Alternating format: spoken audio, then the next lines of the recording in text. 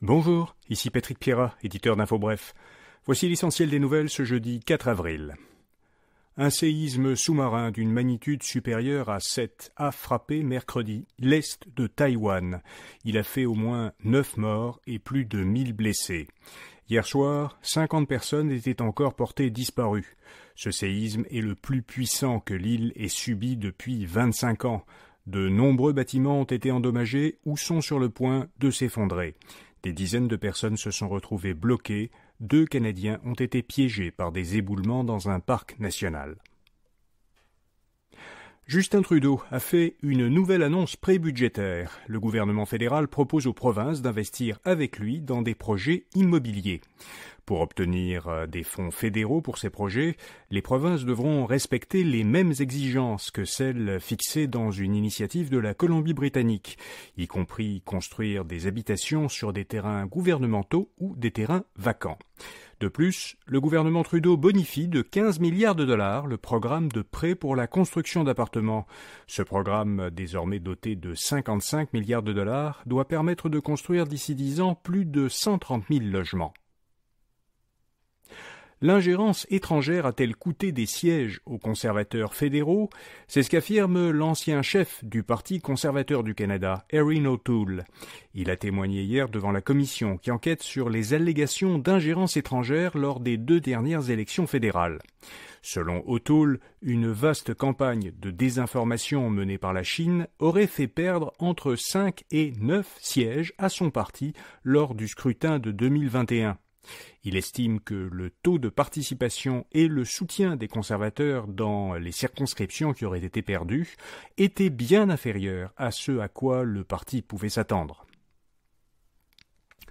L'Agence des services frontaliers du Canada et la police provinciale de l'Ontario ont annoncé qu'elles ont, depuis décembre, récupéré dans le port de Montréal presque 600 voitures volées qui étaient sur le point d'être exportées. 80% de ces véhicules avaient été volés en Ontario et 20% au Québec.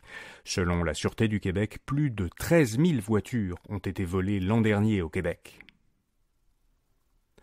Northvolt doit encore obtenir une douzaine d'autorisations pour construire son usine de batteries. C'est ce qu'a indiqué l'entreprise suédoise lors d'une séance d'information.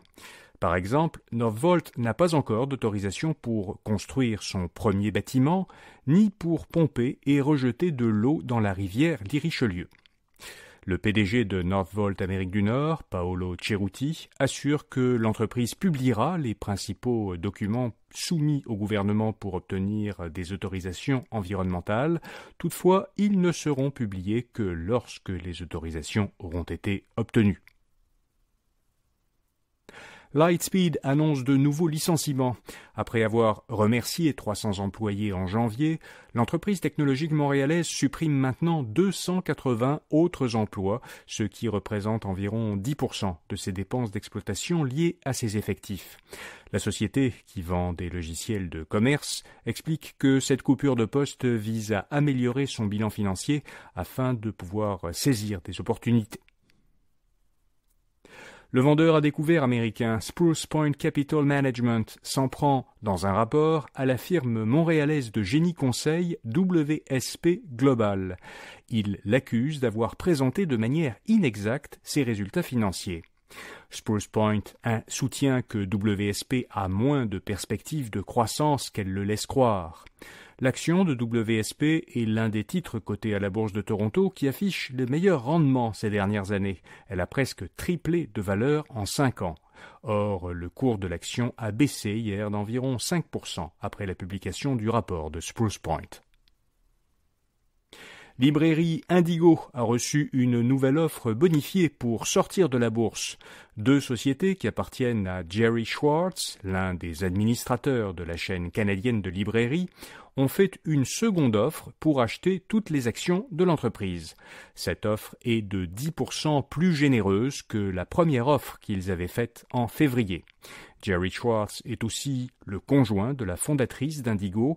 Les 2 sociétés qui lui appartiennent et qui proposent de racheter Indigo en possèdent ensemble déjà plus de la moitié des actions. Canadian Tire n'a versé aucun bonus à ses dirigeants l'an dernier. Le détaillant a connu une année 2023 difficile à cause de l'inflation et de la hausse des taux d'intérêt qui ont augmenté ses coûts et nuit à ses ventes. Ses profits ont diminué d'un peu plus de moitié. Canadian Tire n'a pas atteint ses objectifs et n'a donc pas versé les bonis qu'auraient pu recevoir ses dirigeants. Son PDG avait reçu des bonis de presque $1 million en 2022 et de 2,6 millions de dollars l'année précédente. Et puis la firme de sondage Léger vient de publier son enquête annuelle sur la réputation des entreprises. Google est l'entreprise qui a la meilleure réputation au Québec. 87% des répondants en ont une bonne opinion. Jean Coutu arrive au second rang avec 85% d'opinions favorables. 2 autres entreprises québécoises figurent parmi les 10 entreprises qui ont la meilleure réputation, Dollarama et le Cirque du Soleil. Voilà, vous savez l'essentiel. Bonne journée et à demain matin.